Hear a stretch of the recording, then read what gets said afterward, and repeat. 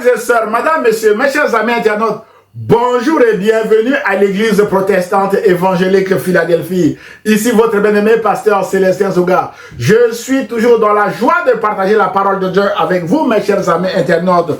Nous commençons aujourd'hui une nouvelle série de messages que j'ai intitulé Sur le chemin des vacances. Mes chers amis internautes, frères et sœurs, nous voulons nous réjouir pendant ces vacances d'été. Mais le gros problème est que Satan n'est jamais en vacances. Il va donc essayer de nous pourrir la vie pendant nos vacances avec nos échecs du passé, avec les conflits et les querelles du passé, ou avec tout ce qui peut nous rendre tristes, mes chers amis internautes. C'est pourquoi il nous est important d'aller puiser des ressources dans l'épître de la joie, qui est l'épître de Paul aux Philippiens, afin de nous réjouir effectivement pendant nos vacances sans nous laisser effrayer par nos adversaires et par l'ennemi de nos âmes, bien-aimés. D'où le titre de notre message d'aujourd'hui. Oublions ce qui est derrière moi, je poursuis ma course. Nous parlons de course aujourd'hui, mes chers amis internautes, comme s'il y avait des Jeux Olympiques à cette époque où l'apôtre Paul a parlé, mes chers amis internautes. Vous avez compris que c'est une déclaration de l'apôtre Paul aux Philippiens, chapitre 3, versets 13 à 14, où il est écrit que je fais une seule chose, pas deux. Oublions ce qui est derrière moi, dit l'apôtre Paul, et tendons toute mon énergie vers ce qui est devant moi. Je poursuis ma course vers le but pour remporter le prix attaché à l'appel que Dieu nous a adressé du haut du ciel dans l'union avec Jésus-Christ. D'après Philippiens chapitre 3, versets 13 à 14, l'épître de la joie, mes bien-aimés dans le Seigneur. Mon frère, ma soeur, la première question que nous nous posons dans ce message est: quel était le contexte qui a poussé l'apôtre Paul à écrire cette lettre aux Philippiens afin de leur parler de course, mes chers amis internautes? Il y avait déjà des coureurs à l'époque de l'apôtre Paul. Mon frère, ma soeur, notre premier point répond à notre question. Point numéro 1, ne laissez pas vos circonstances actuelles voler votre joie. Mes chers amis internautes, frères et sœurs, l'épître de Paul aux Philippiens est une épître de joie indépendamment des circonstances de l'auteur et des destinataires de cette lettre. La particularité de cette épître est qu'elle avait été écrite par l'apôtre Paul vers l'an 63 environ de notre ère, alors qu'il était prisonnier en instance de jugement à Rome. Autrement dit, mes bien-aimés, l'auteur de cette épître était un prisonnier à cause de l'évangile de Jésus-Christ. Il était attaché 24 heures sur 24 à un soldat romain afin de l'empêcher de s'évader de sa prison. Mais l'auteur n'a pas laissé ces circonstances voler sa joie. C'est pourquoi, dans cette épître, nous notons environ 60 fois les termes « Je me réjouis »,« Réjouissez-vous toujours dans le Seigneur », je le répète, réjouissez-vous encore, dit l'apôtre Paul, et les termes de joie, mais bien aimés dans le Seigneur, dans cette épître. Alors, où l'apôtre Paul trouvait-il sa joie puisqu'il était en prison, mes chers amis internautes? Frères et sœurs, l'apôtre Paul ne trouvait pas sa joie dans ses propres circonstances parce qu'il était prisonnier à Rome. Nous l'avons dit. L'apôtre Paul ne trouvait pas sa joie dans les circonstances de ses destinataires, notamment les Philippiens, parce qu'il y avait des murmures, des rivalités, de l'égoïsme, de l'orgueil et des disputes dans l'église de Philippe dont il était le fondateur. Mais l'apôtre Paul puisait sa joie dans le Seigneur en déclarant à ses destinataires que Jésus-Christ est Seigneur, d'après Philippiens chapitre 2, versets 8 à 11, et en les invitant, mes bien-aimés, à se réjouir toujours dans le Seigneur, d'après Philippiens chapitre 4, verset 4, où il dit « Réjouissez-vous toujours dans le Seigneur ». Je le répète, réjouissez-vous. Wow! Frères et sœurs, c'est dans un contexte d'opposition entre le christianisme et le culte impérial à César que l'apôtre Paul a écrit cette lettre dans laquelle il clame que Jésus-Christ est Seigneur, mes bien-aimés dans le Seigneur. Jésus a aussi essuyé cette opposition, mes bien-aimés. En effet, Alors que dans l'Empire romain, on criait que César est Seigneur, César est Seigneur. Jésus arrive et sépare les affaires de César des affaires de Dieu en déclarant qu'à César ce qui est à César et à Dieu ce qui est à Dieu. D'après Luc chapitre 20, verset 25. Autrement dit, à César le paiement des taxes et autres bien-aimés, et à Dieu l'honneur et la gloire. César n'avait pas à revendiquer l'honneur et la gloire de Dieu. Jésus sera crucifié aussi à cause de cette déclaration qui sera volontairement déformée en soi-disant qu'il incite le peuple à ne pas payer l'impôt à César, d'après Luc chapitre 23, verset 2. Toutefois, mes bien-aimés, la crucifixion de Jésus ne mettra pas fin à cette opposition entre le culte impérial et le christianisme. Les chrétiens vont persévérer et vont résister à César. Et marchant sur les pas de Jésus, l'apôtre Paul écrira aux Philippiens depuis sa prison de Rome que Jésus-Christ est Seigneur, que Dieu a souverainement élevé Jésus-Christ au titre de Seigneur pour l'éternité. Et Jésus-Christ reviendra, mon frère, ma soeur. La question est, êtes-vous prêts pour le retour du Seigneur, mon frère, ma soeur? Mes chers amis, frères et sœurs, déclarer que Jésus-Christ est Seigneur n'était pas une chose simple, mais bien aimé de le Seigneur. Mais l'apôtre Paul l'avait fait. Frères et sœurs, en déclarant que Jésus-Christ est Seigneur, l'apôtre Paul déclarait aussi par ce biais que les circonstances de la prison de César ne pouvaient pas lui voler sa joie parce qu'il avait donné sa vie au Seigneur Jésus qui veillait sur lui jour et nuit, mes bien-aimés. Et même s'il venait à mourir dans la prison de César, l'apôtre Paul savait que la mort ne le retiendrait pas comme la mort n'avait pas retenu Jésus-Christ son Seigneur. C'est pourquoi l'apôtre Paul disait aux Philippiens, chapitre 1, verset 21 à 24, que car Christ est ma vie et la mort m'est un gain. Je suis pressé des deux côtés. J'ai le plaisir de m'en aller et d'être avec Christ, mais j'ai aussi, mes bien-aimés, le plaisir d'aller vous voir, Philippiens. C'est pourquoi réjouissez-vous toujours dans le Seigneur. Je le répète, réjouissez-vous, mes chers amis Philippiens.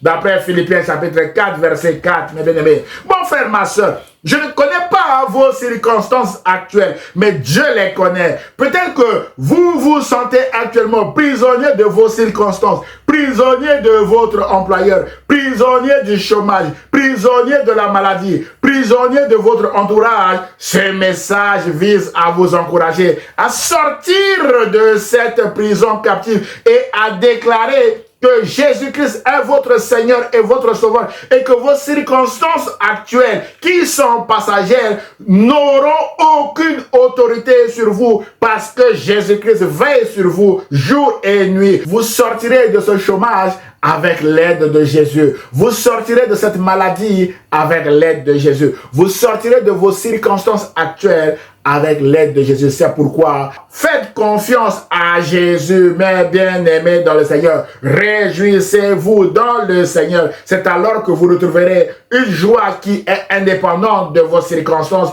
et que vous pouvez vous réjouir partout où vous êtes actuellement. Parce que Jésus-Christ est votre Seigneur. Mon frère, ma soeur, Jésus-Christ est votre Seigneur. Cela est suffisant pour vous. Jésus-Christ est mon Seigneur. Cela est également suffisant pour nous parce que sa grâce est toujours suffisante dans toutes les circonstances de notre vie. C'est pourquoi l'apôtre Paul nous encourage dans cette lettre à nous réjouir. Réjouissez-vous alors sur le chemin des vacances, mes bien-aimés de le Seigneur. Frères et sœurs, quand Jésus-Christ est votre Seigneur, vos échecs du passé ne peuvent plus vous détruire. Rien du tout. C'est pourquoi nous allons maintenant aborder le deuxième point de ce message. Ne laissez pas vos échecs du passé vous détruire, mes chers amis internautes. Frères et sœurs, mes chers amis internautes, le jeune Saul qui est devenu l'apôtre Paul était connu pour être un grand persécuteur de l'Église. En Actes chapitre 8, verset 1er, il est écrit que Saul avait donné son approbation à l'exécution d'Étienne, qui était un homme plein de foi et d'esprit et diacre dans l'Église de Jérusalem. Paul avait approuvé le meurtre d'un diacre, mais bien-aimé dans le Seigneur, de l'Église de Jérusalem. La Bible dit qu'à partir de ce jour-là, une violente persécution se déchaîna contre l'église de Jérusalem. Tous les croyants se dispersèrent à travers la Judée et la Samarie, à l'exception des apôtres. Mon frère, ma soeur, vous qui voulez vivre pieusement dans le Seigneur, vous serez persécutés et la persécution vous poussera à aller partager la bonne nouvelle de l'évangile partout. Comme les disciples l'ont fait ici. C'est cette persécution qui a poussé les disciples à sortir de Jérusalem et aller partout dans le monde pour annoncer la parole de Jésus, l'évangile de Jésus. Frères et sœurs, toujours persévérant dans sa persécution contre l'Église, mes bien-aimés, il a encore fait mention du projet du jeune Saul contre les synagogues de Damas en Actes chapitre 9. La Bible déclare à partir du verset 1er jusqu'au verset 3 que cependant, Saul, respirant encore la menace et le meurtre contre les disciples du Seigneur, se rendit chez le souverain sacrificateur et lui demanda des lettres pour les synagogues de Damas afin que s'il trouvait des partisans de la nouvelle doctrine ou des serviteurs de Jésus, hommes ou femmes, il les amena liés à Jérusalem. Il partait pour ligoter les chrétiens, mes bien-aimés. Voilà son projet macabre contre les disciples de Jésus à cette époque, mes chers amis internautes. Et il va mettre son projet en exécution, mes bien-aimés. Mais la bonne nouvelle est qu'il va rencontrer personnellement Jésus sur la route de Damas et il va changer de direction et devenir l'apôtre Paul ou encore l'apôtre des païens. La Bible déclare en Actes chapitre 9, verset 3 que comme il était en chemin et qu'il approchait de Damas, Saul, tout à coup une lumière venant du ciel resplendit autour de lui. Il tomba par terre et il entendit une voix qui lui disait « Saul, Saul, pourquoi me persécutes-tu » Il répondit « Qui es-tu, Seigneur » Et le Seigneur dit « Je suis Jésus que tu persécutes. » Tremblant et saisi d'effroi, il dit « Seigneur, que veux-tu que je fasse ?» Mais bien-aimés de Seigneur, mon frère, ma soeur, si vous ne savez pas quoi faire pour le royaume de Dieu, posez la question à Jésus et Jésus va vous répondre. Jésus va dire à l'apôtre Paul « Lève-toi, entre dans la ville et on te dira ce que tu dois faire. » Jésus lui donne sa mission, mes bien-aimés. Frères et sœurs, plus tard, l'apôtre Paul racontera au roi Agrippa l'échange qu'il y a eu entre lui et le Seigneur. Il va dire au roi Agrippa exactement ce que Jésus lui a dit. En effet, Jésus lui a dit que « Je t'ai choisi du milieu de ce peuple et du milieu des païens vers qui je t'envoie afin que tu leur ouvres les yeux pour qu'ils passent des ténèbres à la lumière et de la puissance de Satan à Dieu, pour qu'ils reçoivent par la foi en moi Jésus le pardon des péchés et l'héritage avec les sanctifiés. » Et l'apôtre Paul dit au roi Agrippa que en conséquence, ô roi Agrippa, je n'ai point résisté à la vision céleste. Mon frère, ma soeur, aujourd'hui, si vous entendez l'appel de Jésus, ne résistez pas à cet appel de grâce. C'est un appel de grâce, mon frère, ma soeur. Alors, répondez à l'appel de Jésus et vous verrez la gloire de Dieu s'accomplir dans votre vie, comme l'apôtre Paul l'avait fait. Frères et sœurs, mes chers amis, maintenant, revenons sur l'apôtre Paul. Voilà l'histoire d'un homme qui a persécuté l'église du Seigneur et à qui le Seigneur vient de lui confier cette mission noble qui est celle de prêcher la bonne nouvelle aux païens, mes chers amis, c'est-à-dire à ceux qui ne sont pas juifs comme vous et moi, mes bien-aimés. Et l'apôtre Paul n'a pas résisté à cette vision céleste. Il a répondu à l'appel de Jésus. La Bible déclare en Actes chapitre 9, verset 20 que aussitôt après son appel, il prêcha dans les synagogues que Jésus est le Fils de Dieu. Mon frère, ma soeur, ne résistez pas si vous entendez l'appel de Jésus. Levez-vous, mes bien-aimés dans le Seigneur, et lancez-vous. Jésus sera avec vous. Mon frère, ma soeur, l'apôtre Paul n'a pas laissé son passé de persécuteur de l'Église le détruire. L'apôtre Paul est resté concentré sur la vision que Jésus vient de lui donner. C'est pourquoi il dit aux Philippiens, je fais une seule chose, pas deux, une seule chose. oubliant ce qui est derrière moi et tendant toute mon énergie vers ce qui est devant moi, je poursuis ma course vers le but pour remporter le prix attaché à l'appel que Dieu nous a adressé du haut du ciel dans l'union avec Jésus-Christ. D'après Philippiens chapitre 3, versets 13 à 14.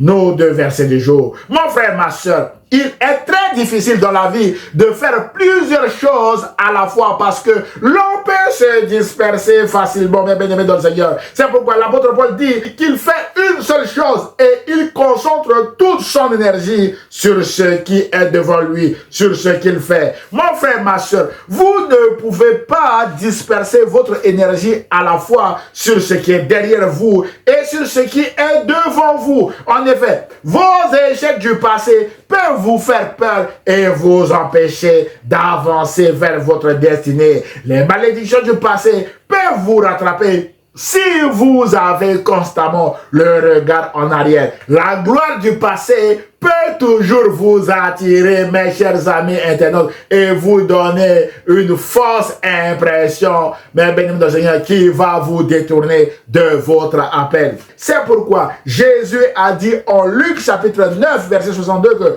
quiconque met la main à la charrue et regarde en arrière n'est pas propre au royaume de Dieu. Mon frère, ma soeur, votre vie est devant vous. Votre avenir est devant vous. Le meilleur est devant vous. Alors faites une seule chose, pas 2 à la fois, une seule chose. Oublions ce qui est derrière vous et tendons toute votre énergie vers ce qui est devant vous. C'est pourquoi, parlons du passé, l'ancien président Nelson Mandela Madiba, qui a aussi passé 27 années en prison avant de devenir président de l'Afrique du Sud, a dit ceci sur le passé.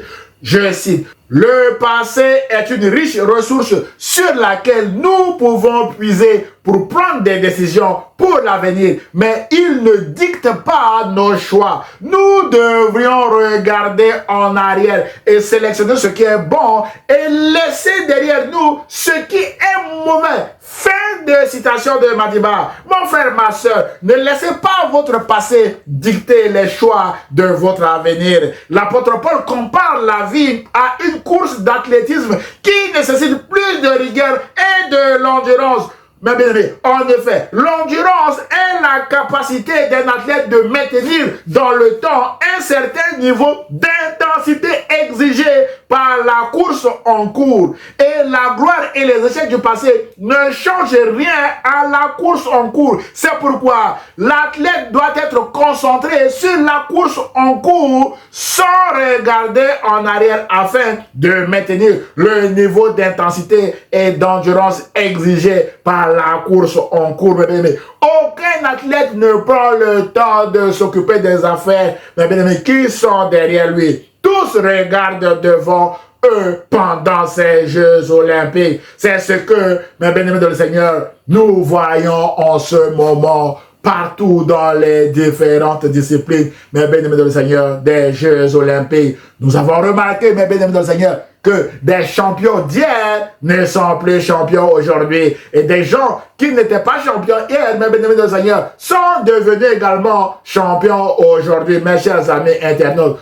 Tout est appelé à changer. C'est aujourd'hui qui compte et non hier, mes bien-aimés de le Seigneur. C'est pourquoi nous devons avoir les yeux fixés devant nous. Nous devons avoir les yeux fixés sur Jésus qui est devant nous. C'est exactement ce que nous voyons actuellement pendant les Jeux olympiques. Aucun athlète ne s'appuie sur la gloire ou les échecs du passé. C'est pourquoi l'apôtre Paul dit « Je fais une seule chose, oubliant ce qui est derrière moi et tendant toute mon énergie vers ce qui est devant moi. Et je poursuis ma course vers le but pour remporter le prix attaché à l'appel que Dieu nous a adressé du haut du ciel dans l'union avec Jésus-Christ. » Frères et sœurs, mes chers amis internautes, Concentrez toute votre énergie sur ce qui est devant vous et poursuivez votre course, votre appel, votre projet. Ne vous laissez pas distraire par ceux qui vous critiquent, mes bien-aimés, à cause de votre passé. Ne vous laissez pas distraire par ceux qui vous calomnient à cause de votre passé, de vos échecs du passé. Ne vous laissez pas distraire par ceux qui vous jugent et qui vous rejettent à cause de votre passé ou de votre background. Ne vous laissez pas distraire par ceux qui veulent vous retenir dans votre course. Rappelez-vous que l'apôtre Paul a dit, je fais une seule chose, pas deux à la fois. Ne faites pas les deux à la fois, mes bien-aimés dans le Seigneur. Vous ne pouvez pas en même temps vous concentrer sur votre course, sur votre projet, sur ce que vous avez à faire et vous préoccuper de ceux qui veulent vous distraire ou pour vous ralentir, mes bien-aimés, dans votre course. Regardez devant vous et avancez. Frères et sœurs, aucun athlète sérieux ne fait deux choses à la fois, car il risque de manquer d'énergie s'il se disperse en faisant plusieurs choses à la fois. Mais bien-aimés dans le Seigneur, c'est pourquoi restez concentrés sur votre projet, sur votre appel,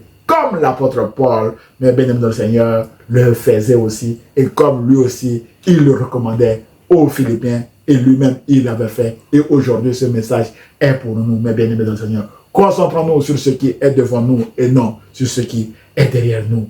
Frères et sœurs, alors, quel message pour ceux qui rejettent ou qui critiquent les autres à cause de leur passé, mes chers amis internautes? C'est ce que nous allons voir maintenant dans le troisième et dernier point de ce message. Point numéro 3.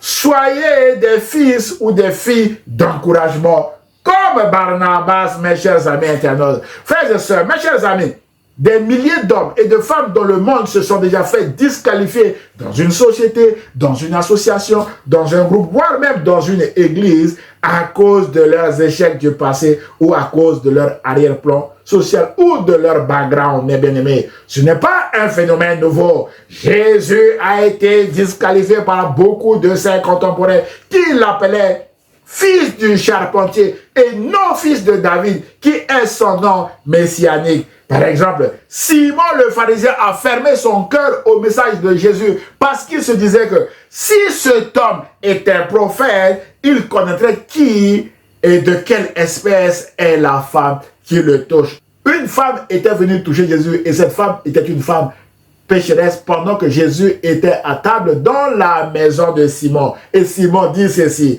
si cet homme était prophète, il connaîtrait qui et de quelle espèce est la femme qui le touche. Il connaîtrait que c'est une pécheresse. D'après Luc chapitre 7 verset 39, je vous invite à lire tout le récit chez vous, mes chers amis internautes.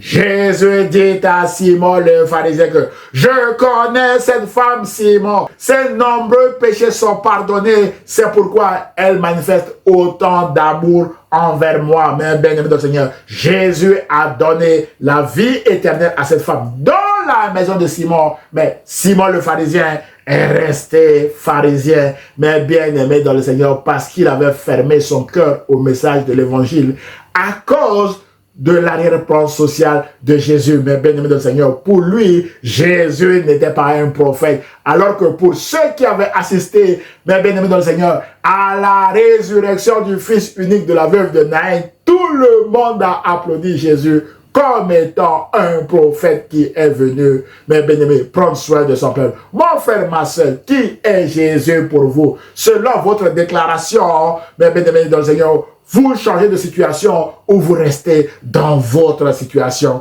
actuelle, mes chers amis internautes. C'est ce que, mes bien aimés dans le Seigneur, Bartimée avait fait.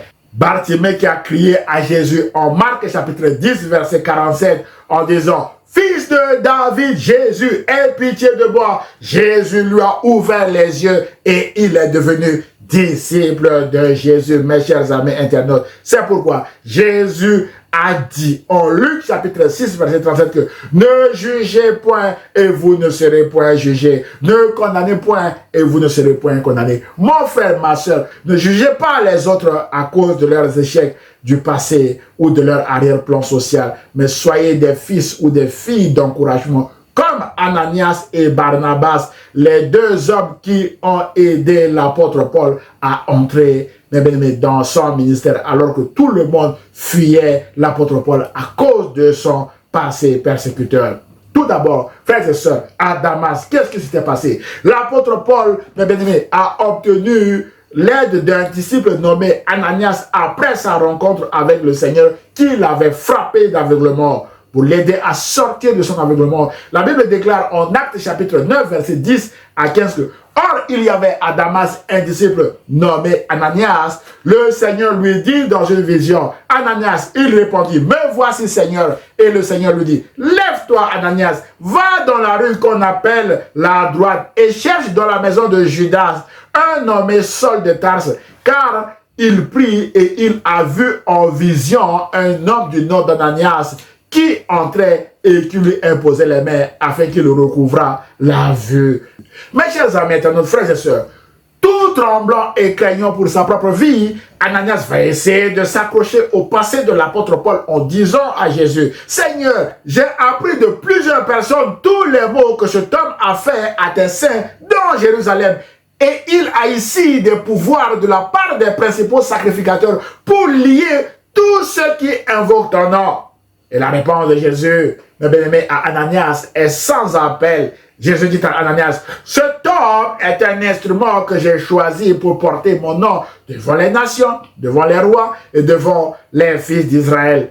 Et je lui montrerai tout ce qu'il doit souffrir pour mon nom. D'après Actes chapitre 9, verset 15 à 16. Alors Ananias obéit au Seigneur en allant imposer la main à Saul qui recouvra la vue et qui deviendra l'apôtre Paul. Aussitôt, Paul commença à prêcher dans les synagogues de Damas que Jésus est le Fils de Dieu. Et ce, grâce à l'obéissance d'Ananias, mes chers amis internautes. Mon frère, ma soeur, l'apôtre Paul est entré dans son ministère à Damas parce que Ananias a obéi à Jésus. Ananias n'était pas un apôtre de renommée comme Pierre, mais c'est lui que Jésus a choisi pour aller imposer les mains à l'apôtre Paul. Et il a recouvert la vue, mes bien-aimés. C'est pourquoi nous devons obéir en toutes circonstances à Jésus, mes bien-aimés. Et notre obéissance sera aussi au service des autres afin de les aider à entrer dans leur ministère,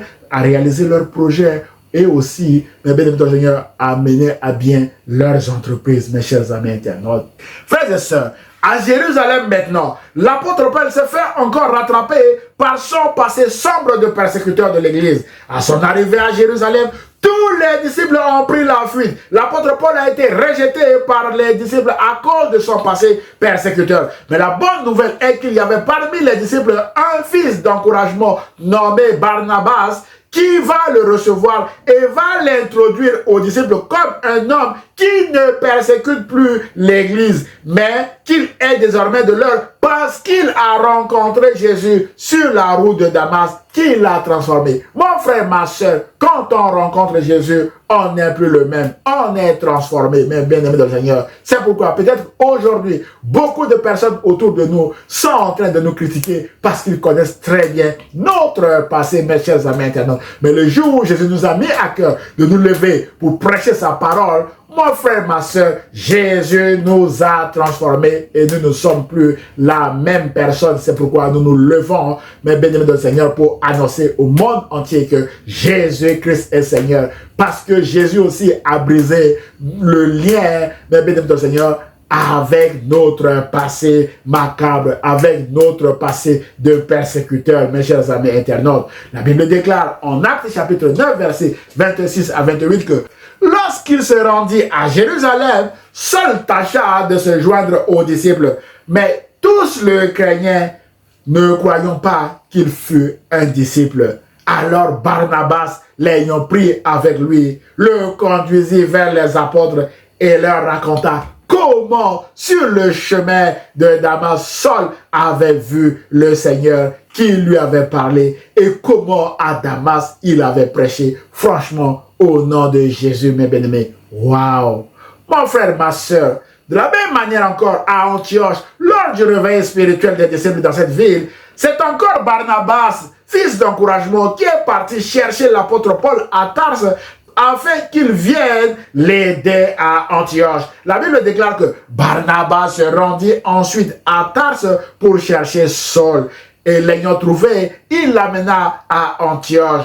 fils d'encouragement. Pendant toute une année, ils se réunirent aux assemblées de l'église et ils enseignèrent beaucoup de personnes. Ce fut à Antioche que, pour la première fois, les disciples furent appelés chrétiens, d'après Actes chapitre 11, versets 25 à 26. Frères et sœurs, Paul et Barnabas vont devenir enseignants de la parole dans l'église d'Antioche, mes bien-aimés dans le Seigneur, et ce, à cause du fils d'encouragement qu'est Barnabas.